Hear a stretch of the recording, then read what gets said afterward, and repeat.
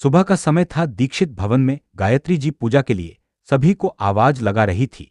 उनकी आवाज सुनकर सभी धीरे धीरे नीचे पूजाघर में आने लगे। सामने से रसोई से एक औरत जिन्होंने साड़ी पहन रखी थी, अपने सर पर पल्लू लिए हुए थी, माया जी ईश्वर के लिए भोग लेकर पूजा घर की तरफ आ रही थी। वही दूसरी तरफ एक रोबदार पर्सनैलिटी का इंसान जो फोन पर बातें करते हुए अविनाश जी गायत्री जी की तरफ देखते हुए कहते हैं, पूजा शुरू करिए माँ, आप हमेशा उसका इंतजार करती है, ये जानते हुए भी कि वो नहीं आएगा। गायत्री जी पूजा शुरू करती है। पूजा खत्म होने के बाद सीढ़ियों से एक युवक आते हुए दिखता है, जिसकी गहरी नीली आंखें, गठिला बदन और पर्सनैलिटी ऐसी कि कोई भी एक बार देखकर पल भर के लिए उसमें खो जाए। वो सीढ़ियों से नीचे उतरता है। शिव और ब्रेकफास्ट के लिए सीधा जाकर बैठ जाते हैं। धीरे धीरे सब लोग भी ब्रेकफास्ट के लिए बैठ जाते हैं। तभी आयुष्मान जी उसकी तरफ देखते हुए कहते हैं, शिव तुम अपने इस रवैये को और कितने दिन ऐसे ही रखने वाले हो? शिव एक नज़र उनकी तरफ देखता है और फिर नाश्ता करने लगता है, जिसके बाद कोई कुछ नहीं कहता। ब्रेकफास्ट के दौरान वहां का माहौल बिल्कुल शांत था, मानो जैसे वहां कोई हो ही ना। थोड़ी देर में सब खाना खाकर अपने अपने काम के लिए निकल जाते हैं। शिव भी ऑफिस के लिए निकल जाता है। सिन्हा हाउस, जिसने काले रंग का कुर्ता और नीचे व्हाइट रंग का पजामा पहना हुआ था, जिसके लंबे बाल, खूबसूरत सा चेहरा और बड़ी बड़ी भूरे रंग की गहरी आंखें थी। कीर्तिका किचन की तरफ जाती है। तभी किचन से आवाज आती है, उठ गई बच्चा, चलो आओ बैठो, जल्दी से नाश्ता कर लो। मैं ये सुनकर कीर्तिका उनके पास देखते हुए बोलती है, गुड मॉर्निंग दी, आप इतने सुबह कहीं जा रहे हो? कीर्तिका भी खाना खाकर अपने रूम में चली जाती है और रेस्ट करने लगती हैं। तभी उसका फोन बजता है। सामने से, ओए कहा है, तो तेरे को याद तो है ना कि आज तेरा शूट है, या ये भी भूल गई अदिति? तभी कीर्तिका चिल्लाते हुए कहती है, ओ तेरी की मैं तो वाकई में भूल गई, तू रुक मैं अभी आ रही हूं। कीर्तिका अपना बैग उठाकर जल्दी जल्दी सीढ़ियों से नीचे उतरती है, जहां अदिति पहले से उसका वेट कर रही थी। वो जल्दी से गाड़ी में बैठ जाती है और वो शूट के लिए जाने लगते हैं। अदिति बराबर, क्या हुआ? दीदी फिर से मीटिंग के लिए बाहर गई है। कीर्तिका बराबर, हाँ। अदिति बराबर, कितने टाइम के लिए? कीर्तिका बराबर, 2 हफ्तों के लिए। अदिति बराबर, 2 हफ्तों की ही तो बात है, तू टेंस क्यों हो रही है? वो जल्दी ही आ जाएगी। कीर्तिका बराबर कुछ नहीं कहती, बस हाँ में अपना सर हिला देती है। अदिति बराबर, देख कीर्तिका, तू खुद एक एक्ट्रेस है तो अपने इमोशंस पर काबू रखना सीख। वो जितनी बार भी बाहर जाती है तुम इसी तरह उदास हो जाती हो, और ये बात काव्या दीदी भी कहीं ना कहीं जानती है, इसलिए वो अपने काम पर अच्छे से ध्यान नहीं दे पाती। इसीलिए कह रही हूं, खुद को संभालना सीख।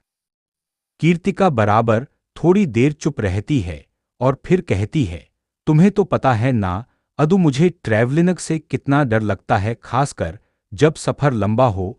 अब मैं फिर से अकेले नहीं रहना चाहती।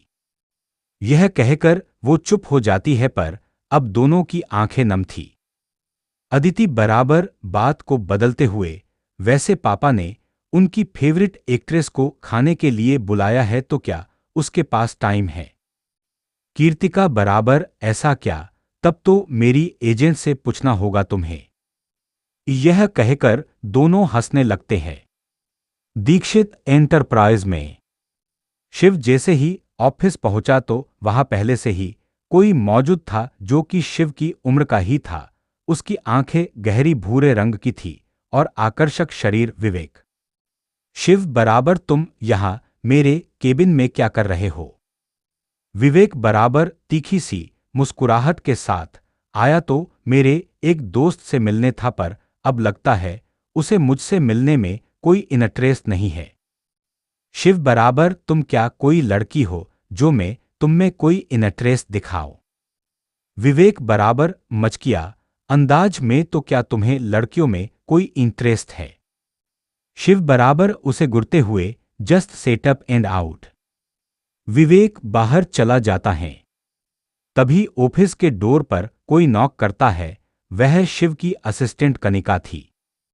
कनिका एक सीधी और सिंपल लड़की थी।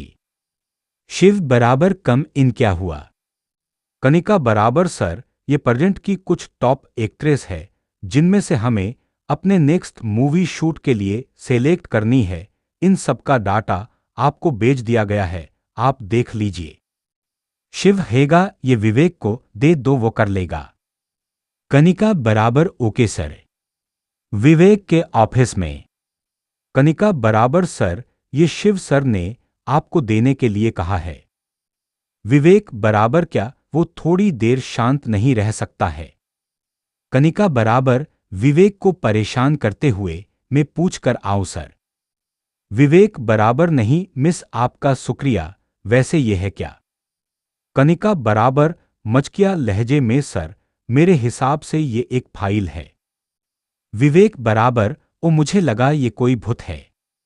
कनिका बराबर, क्या सर ये भूत कैसे हो सकता है?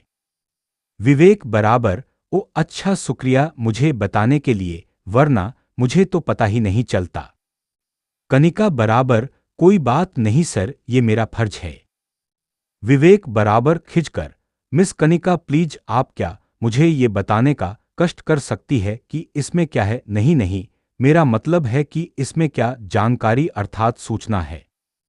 कनिका बराबर, तो ऐसे कहिए ना सर कि आपको इसके अंदर का डाटा चाहिए। विवेक बराबर, मिस कनिका मुझे कोई जानकारी नहीं चाहिए, आप यहां से चली जाइए, अभी के लिए यही काफी है। कनिका बराबर, सॉरी सर, अच्छा अब मैं आपको बताती हूं, इसका डाटा ये उन एक्ट्रेस की लिस्ट है जो सेलेक्ट हुई है मूवी कहानी किस्मत की के लिए। आपको इनमें से अब आगे सेलेक्ट करना है जो फाइनलिस्ट होंगी। विवेक बराबर, ओ शुक्रिया मिस कनिका, अब आप जा सकती है। कनिका बराबर, सर एक छोटी सी सलाह दूं? विवेक बराबर, नहीं। कनिका बराबर, अच्छा रिक्वेस्ट करूं? विवेक बराबर, नहीं। Kanika please sir. विवेक बराबर, तो आप बिना अपनी बात कहे नहीं जाएगी। कनिका बराबर, सर। विवेक बराबर, फरमाइए। कनिका बराबर, सर इस लिस्ट में कीर्तिका सिन्हा भी है और वो मुझे बहुत पसंद है और वो काफी अच्छी एक्ट्रेस भी है, मैं उनकी बहुत बड़ी फैन हूं। वो यह कहकर रुक जाती है।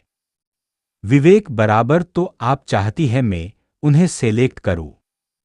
कनिका बराबर, नहीं सर, मैं तो बस इतना चाहती हूं आप उनकी एक्टिंग को ध्यान से देखें, मुझे यकीन वो आपको भी अच्छी लगेगी।